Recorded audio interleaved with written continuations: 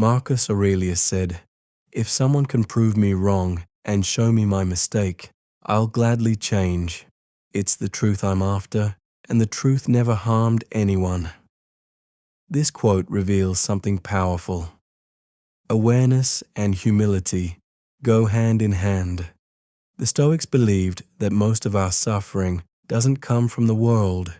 It comes from our own unchecked reactions and assumptions.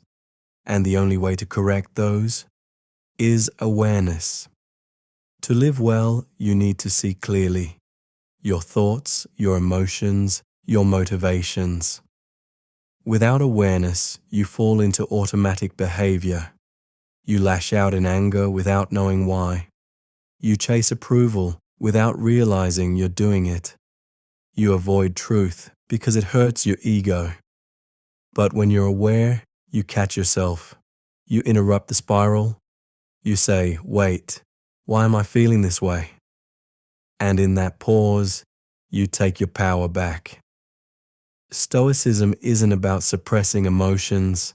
It's about noticing them, understanding them, and choosing your response. That level of awareness, that's the foundation of wisdom. Awareness isn't just a virtue, it's a weapon.